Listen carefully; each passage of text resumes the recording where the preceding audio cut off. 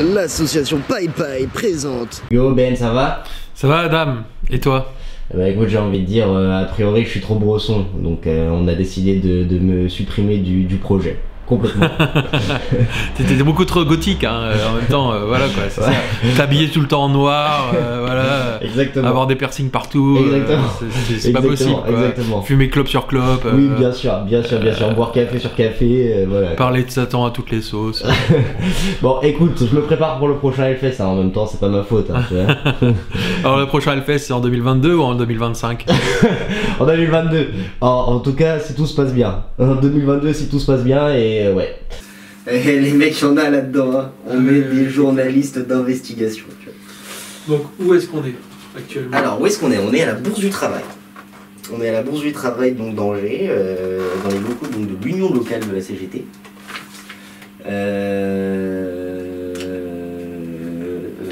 Voilà, on a fait une petite déambulation. C'est vrai que tu vois, on va régulièrement ici, mais pourtant on ne prend jamais d'image. Ouais. Sauf Maxime Bastien, ouais, qui nous avait accordé un entretien, Lily Bion aussi, Anne Gauthier, tous les trois pour le premier épisode de Nous sommes en l'air. Ça a été tourné dans les locaux de la CGT, de la Bourse du Travail d'Angers. Ouais. Mais on n'avait pas pris de plan reconnaissable de la Bourse du Travail, on n'avait pas pris des plans de la devanture ou de déambulation comme on l'a fait aujourd'hui. Les endroits un peu emblématiques des idéales. Regarde, le petit drapeau de fraternité de la CGIL, un syndicat italien. Un peu genre le syndicat frère de la CGT, quoi. Voilà. Alors là, où est-ce que tu nous emmènes? Là, c'est le calme de la repro.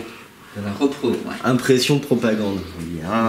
Voilà. C'est avec un langage très old school. Alors en fait, c'est parce qu'on commence, on est avec un nouveau trépied. C'est quoi les nouvelles sensations avec ce trépied, Benoît? En fait, le trépied dans l'ensemble est beaucoup plus léger que celui qu'on avait jusqu'à présent. Ouais. Par contre, on avait la possibilité dans l'ancien trépied d'enlever la barre qui soutient la caméra. Ouais. Là, il faut en plan mobile soutenir tout le trépied. Donc en gros, je pense qu'il n'y a pas de grande différence. L'important c'est que ça fonctionne. Voilà, exactement. Là en termes de sensations, ça va, tu trembles pas trop, c'est pas un peu plus lourd quand même? Je trouve pas ça lourd, non. Bon, c'est peut-être moi qui ai un physique de fragile. Quand est-ce qu'on est là? Donc qu'est-ce qui s'est passé hier? Qu'est-ce qui s'est passé hier? C'est vrai qu'on est aujourd'hui le 1er décembre 2021 et le 30 novembre 2021. Éric Zemmour s'est présenté à la candidature, tu vois. Donc ça c'est quand même peut-être le point d'actualité le plus notable. J'espère sincèrement qu'il fait vraiment un mauvais début de campagne. Ça c'est note pour trop tard, tu vois, note pour plus tard, tu vois, je veux dire, j'espère. Les médias sont pas tous au diapason là-dessus. BFM a titré toute la journée d'aujourd'hui comme quoi Zemmour a fait une première journée cauchemardesque pour son officialisation de candidature. Je pense que sur CNews c'était un autre ton qui était employé. Un autre ton. Sur Le Figaro, j'ai vu que c'était pas la même ligne que BFM.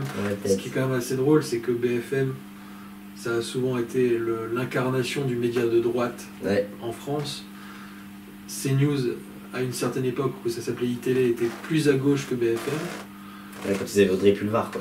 Entre autres, ouais. Et maintenant, BFM, finalement, qui n'a pas trop bougé de ligne éditoriale, se retrouve quasiment la chaîne d'information la plus à gauche, si on accepte France Info, qui est très peu regardée. Donc, et sur BFM, ils ont passé la journée... La moins à droite, on va dire. La moins à droite. Ouais. Ce qui revient à dire la plus à gauche. C'est de la sémantique, mais c'est important, ok. Et là, il se disait, qu'est-ce qui se passerait si Bender était humain? Et il commence, alors il fume, il boit, il se fait des meufs, il mange comme un trou et tout, sauf que ça lui défonce la santé, alors que quand il est robot ça ne change rien. Et du coup il finit obèse, mais genre 10 fois ma largeur. 10 fois ma largeur. Je te promets. Et le mec s'est faire une grosse fiesta où il crève. Oui, c'est la grande bouffe un peu. Bah non, mais c'est une grosse fiesta en fait, et puis à la fin il le lendemain matin, ils sont tous en train d'émerger plus ou moins, et puis ils se rendent compte qu'il est mort quoi, en faisant le teuf. En même temps, Au bout d'une semaine. Ah ok. Ah ok. Parce que je me disais, mourir en faisant la teuf, pourquoi pas après. Pendant ce temps-là, nous, on fait un petit café, petite référence à Un pognon de dingue, notre premier film disponible gratuitement sur YouTube. Exactement. Appelé. Et donc voilà. Et donc en fait, si on fait ce making of, c'est bien pour parce qu'on fait nos tests. Voilà. Ouais, on est en pleine séance de test, après avoir déroché tout ce qu'on a fait en 2021. Exactement, exactement. Donc ça a été vraiment un premier bon point. Donc voilà, on va se lancer pour 2022 tranquillement. Hein. De toute façon, ça va être le cœur du sujet d'actualité. Hein. Ouais. Donc, beaucoup de rencontres. Ouais. Beaucoup de séquences de tournage encore sur les marchés. Ouais, exactement. Sur les marchés, on va aller discuter, rencontrer les Angevins. Tout à fait. En tout cas, c'est l'ambition. Et couvrir cette élection présidentielle qui est sous les auspices du Covid-19. Donc on va voir ce que ça va donner. Là actuellement... Les auspices du Covid-19 et de la menace fasciste. Oui, aussi, c'est vrai. C'est vrai, il faut le dire, parce qu'en fait tout ça fait partie d'un tout, hein. Il faut le dire entre nous, hein, tranquillement. Hein. Question de crise, question de régime en crise. Ouais, exactement. Et en fait aujourd'hui la crise du Covid-19 a révélé non plus ce qu'on appelle des classes, mais ce que Monique Passon-Charlot appelle guerre de classe carrément. Ce qu'elle appelait guerre de classe avant que le Macron Covid, emploie le terme de nous sommes en guerre, ouais. Alors Adam, est-ce que tu as quelque chose à dire à la caméra? Merci Adam. Ce truc n'ira même pas dans le making of, il ne mérite pas d'être dans le making of. Tu sais que dire ça offre un billet direct pour le making of. Bon bah écoute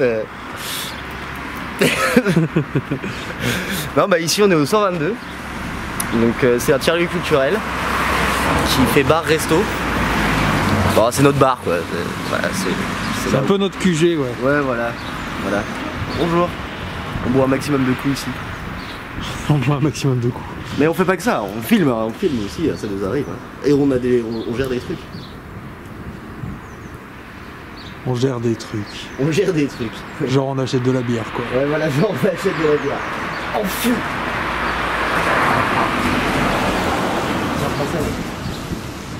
Le fait qu'aujourd'hui la pénurie de semi-conducteurs a mis un vrai frein à cette industrie, hein. En même temps, c'est un projet impérialiste quoi, on va pas se mentir. La conquête de l'espace. Ouais.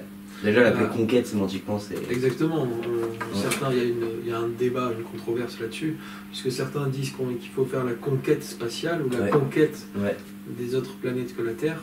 Certains pensent qu'il faut l'explorer, explorer l'espace, il faut de l'exploration spatiale.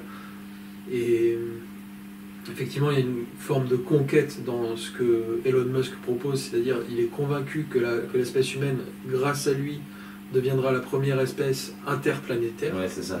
Et donc pourra faire des colonies extraterrestres sur Mars. Ouais. Et à côté de ça, il participe aussi à la militarisation de l'espace. Tout à fait. Qui est un truc qui a été appuyé par Trump, mais d'une certaine manière par Macron aussi, puisque Macron a créé une division de l'armée pour l'espace. En même temps, c'est quand même un sujet extrêmement porteur. Aujourd'hui, c'est aussi un sujet, c'est aussi une branche de l'économie très dynamique, on va pas se mentir. Hein. Aujourd'hui, c'est ce qui est à la pointe et qui permet la pointe de l'industrie, notamment tout ce qui est autour des microprocesseurs qui vont venir quelques années plus tard dans nos dictaphones, dans nos caméscopes, dans nos télés et nos consoles. Hein. Clairement. Hein. C'est vrai qu'ici ils enlèvent leur masque. Pourquoi on n'enlève pas nous? Moi je suis team enlever le masque. Et aujourd'hui donc c'est globalement ce qu'on essaye de présenter là depuis nos 2 premiers épisodes, et là il nous faut une conclusion à ça, en espérant qu'elle soit pas trop triste hein, cette conclusion. De toute façon la conclusion dans l'épisode elle ne sera pas celle de l'élection présidentielle. Oui, parce que l'élection présidentielle est plus une toile de fond qu'autre chose en fait. Et puis parce qu'il n'y aura pas les résultats de l'élection présidentielle avant la sortie de l'épisode 3. Exactement. Ce genre de truc, le personnel computer, c'est le même problème que, tu vois, je veux dire, la voiture individuelle dans le mode de consommation. Là, c'est un truc qui tourne à vide. Si tu veux arrêter de polluer, il faut que tu arrêtes de produire autant de voitures individuelles et autant de personnel computer. Je pense Mais que... il y a pire que l'ordinateur, c'est ça. Ouais, mec.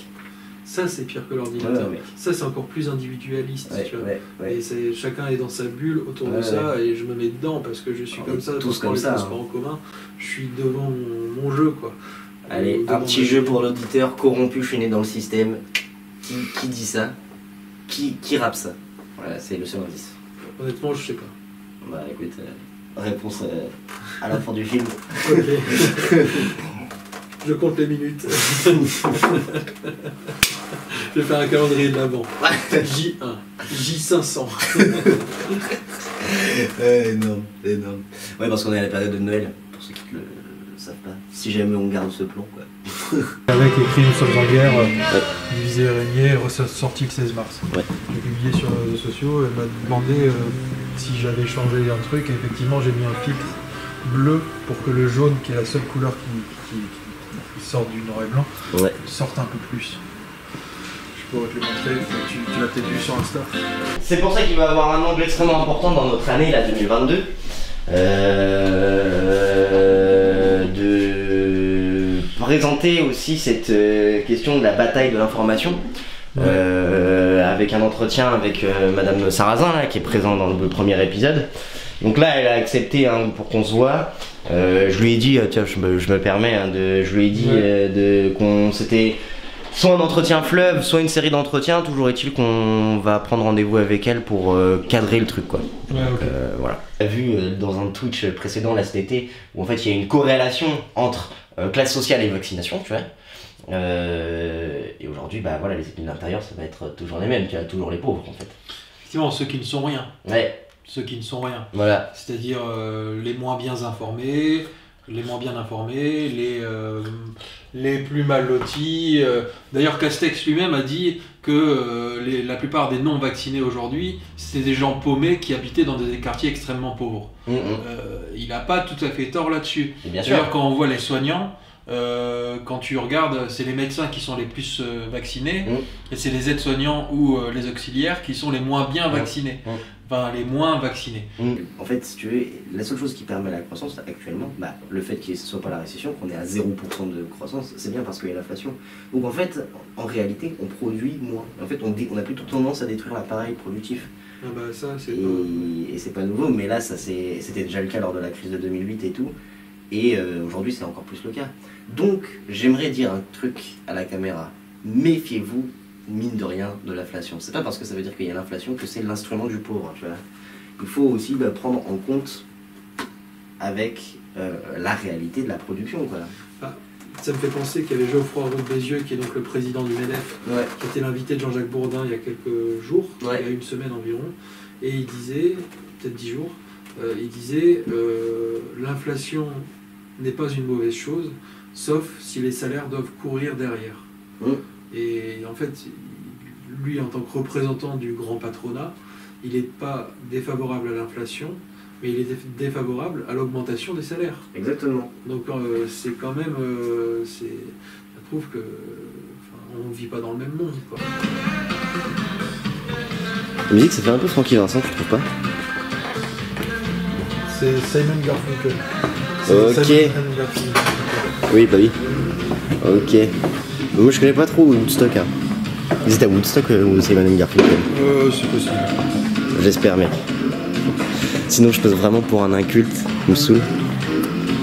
Bon, bah voilà, un petit tour du 122 pour la 67e millième fois. Donc on passe de nous sommes en guerre tous ensemble contre le virus à nous sommes en guerre les uns contre les autres. Exactement, exactement.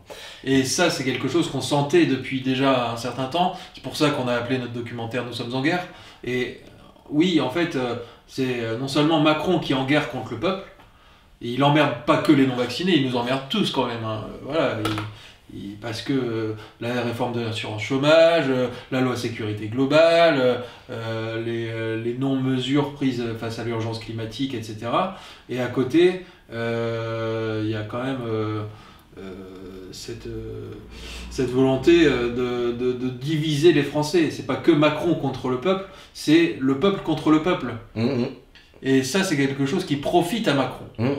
Déjà en tant que conseiller de Hollande à l'Élysée, puis après en tant que ministre de l'économie, puis après en tant que président, Macron il fait la politique de l'offre, c'est-à-dire écraser les coûts de production, donc absolument baisser les salaires, et y compris les cotisations patronales qui font partie intégrante du salaire socialisé. Ça pourrait nous arriver, ça. Tout à fait. Dis bonjour à la caméra. Bonjour à la caméra. Bonjour la caméra. C'est moi qui commence à faire drôle.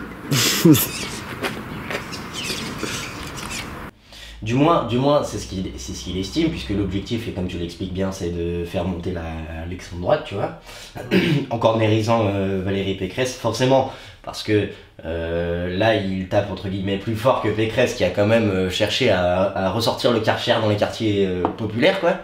D'ailleurs Castex a dit que lui il n'était pas pour une politique de mots mais pour une politique d'action, et je dois admettre quand même que cette formule de Pécresse sonne vieux, déjà que idéologiquement j'ai toujours été contre cette formule. C'est une formule empruntée à Nicolas Sarkozy, hein, pour ceux qui ne le savent pas, en 2006, 2007, 2005 peut-être. Faire un petit plan fixe quand même. Ouais. Ça c'est très beau, je trouve. Ouais. On va prendre un plan fixe de ça. Bah ouais, la pilule est difficile à avaler. Moi, ce qui m'inquiète par rapport à ça, c'est qu'en fait, cette stratégie, elle fonctionne. Elle peut fonctionner si, entre guillemets, déjà tout se passe bien et que le contexte ne bouge pas entre maintenant et mars. Et ce que je ne pense pas. Et en plus, c'est une stratégie toujours difficile, toujours dangereuse de faire monter l'extrême, parce qu'un jour, la bête mord la main du maître, tu vois. Moi, c'est ce qui m'inquiète beaucoup par rapport à ça. Et bon, après, on va voir, mais on va voir.